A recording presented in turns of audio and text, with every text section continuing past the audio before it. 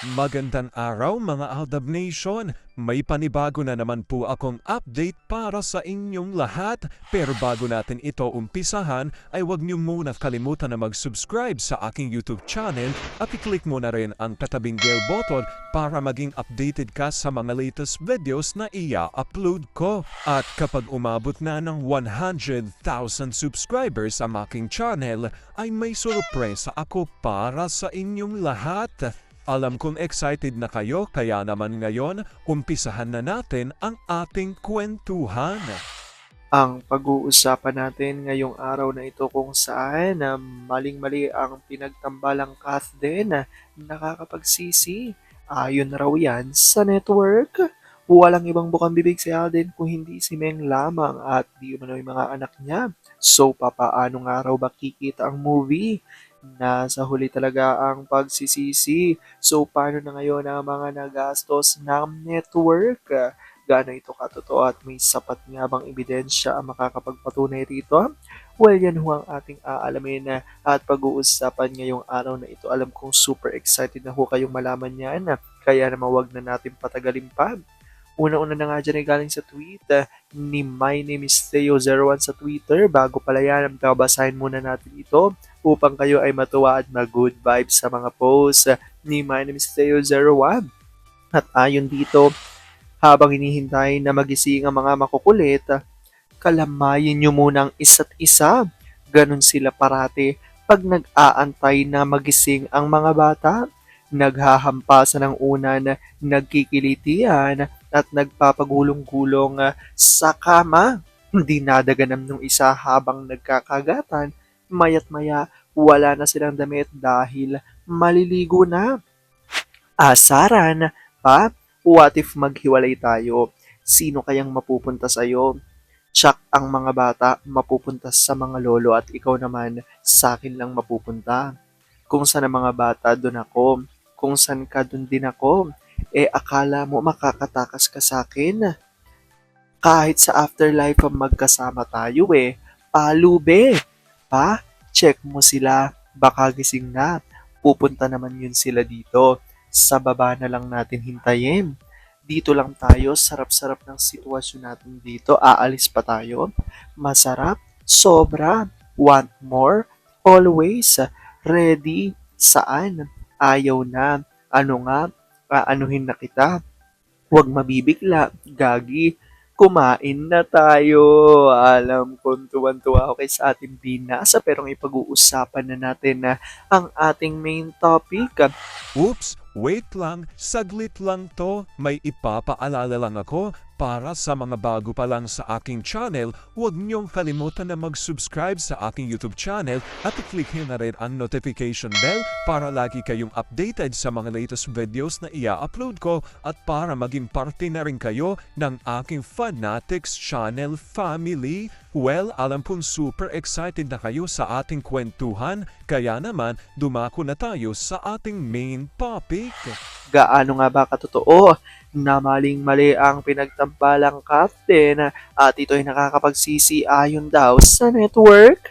Walang ibang bukang bibig raw kasi si Alden kung hindi si Meng lamang at ang kanyang di umano'y mga anak.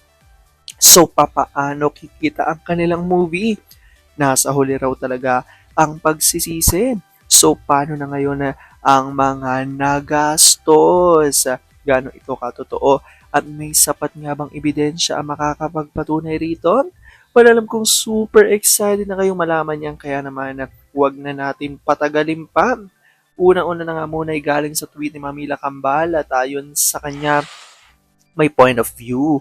Pansin ko lang mas lamang ang No Heart Network sa pagpupursige ng Sakden kesa X-Network. Dahil kaya may balak ang X-Network na ibalik ang KNLT. True kaya na ginamit lang si AP para umingay ng gusto ang name ni girl? Wait and see na lang. Alda pa rin. Sabi naman ni Olive C. Kanayama, maling-mali talagang strategy nila sa pag-promote ng movie ni Alden at Sakang na may something sa dalawa. Imbis bumango ang name ni Sakang, bumahog dahil sa daming negative na tawag sa kanya. Iba talaga tong ABS at GMA. Sa nangyayari ngayon, lugi kayo ng milyon-milyon. Sabi naman ni Nora, yung sa sobrang pagpopromote na iinis na tuloy ang mga manonood sa TV. Feeling nila'y obvious na hindi maganda ang makiklik kaya wagas sa pagpopromote. Alda pa rin. At ito na nga revelasyon galing kay Vampire 2019. Paging ABS and GMA. Sobrang mali talagang strategy nyo sa pag-promote ng movie ni Alden at saka. Sinong maniniwala na may something sila? Mga obob. Kung sino man ang nag-isip ng ganyang pakulo sa mga executive nyo, dapat sisamtihin. Paanong iibigin ni Alden ang sakang? Mahal na mahal ni Alden ang asawa niyang si Ming at 4 ng mga anak nang yan. Tandaan nyo si Alden ay hindi malantod gaya nyo. One woman siya. Ang mga 10 ipis nyo lang ang naniniwala dyan. Alam na namin na magiging resulta ng movie nyo. Karamihan kasi dyan sa inyo ay mahilig sa kabit. Gusto nyo din na tahakin kung anong tinatahak ng executive nyo.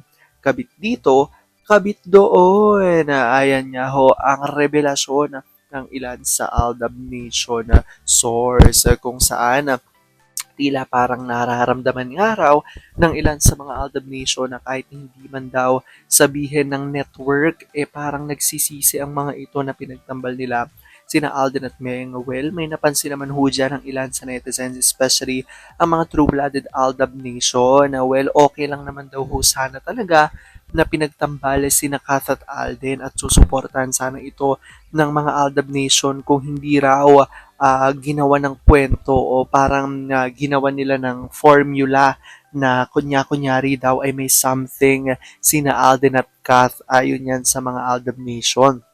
Kumbaga ginawa raw ito dahil sa pag-aakalang tatabo lalo sa takilya kapag nalaman ng maraming mga manonood at mga viewers na may something o may relasyon sina Kath at Alden ayon yan sa mga Aldab Nation.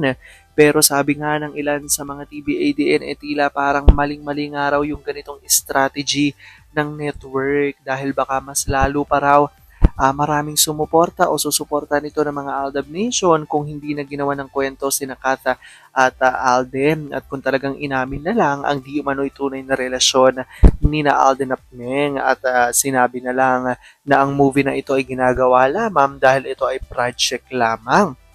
Pero ngayon nga talagang patuloy, 'di ba, ang mga lumalabasan na balita na si Alden nga talaga ay unti-unti ng araw napapalapit dito nga sa pamilya ni Kath, which is syempre maraming mga Kath din fans at mga Aldenatics ang talagang nagbubunyi at masaya dahil ang hayahangarin nga nila ay sumaya nga rin daw si Alden gaya ng kasiyahan ngayon ni Meng.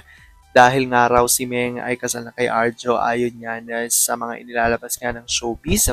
Pero syempre, hindi dyan naniniwala ang maraming mga Aldab Nation dahil patuloy nga ang paninindigan na talaga ang mag-asawa ng araw di umano ay sina Alden at Meng. So sabi nga nila kung gusto raw talaga ng network, 'di ba, na mas lalong tumabo sa takilya itong kanilang ginagawang proyekto kay Alden at kay Kath, wag nang haluan ng ganong strategy na kunyari may relasyon daw sina Kath at Alden at aminin nila kung sino talaga ang mga kanya-kanyang karelasyon ni na Kath at Alden para na sa ganon mas lalong dumami nga raw ang pagsuporta lalo na ng mga Aldab Nation. Talaga hanggang ngayon talagang naninindigan ang mga Aldab Nation na kapag pinalabas nga itong movie ni na Kath at Alden ay iboboycott talaga ito ng maraming mga Aldab Nation at hindi ito panonoorin.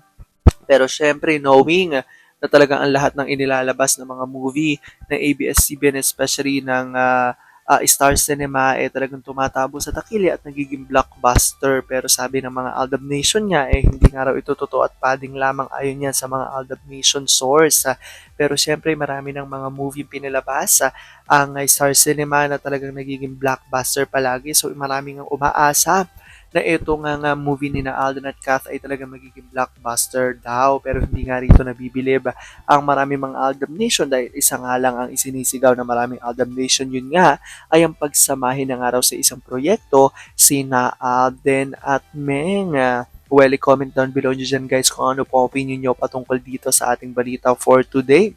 Alam kong dahil dito marami sa inyo mas lalo ngayong kumakapit at naninindigan na Aldab Nature is real. Pero sabi nga natin na kahit na ano pa man ang maging desisyon ni na Alden at Meng sa kanilang buhay karera at buhay pag-ibig, ay kailangan natin sila supportan, kailangan natin itong tanggapin ng buong buo dahil yon ang kanilang deserve. At yan ang aking update for today's video. Maraming salamat mga Aldab Nation. Ingat!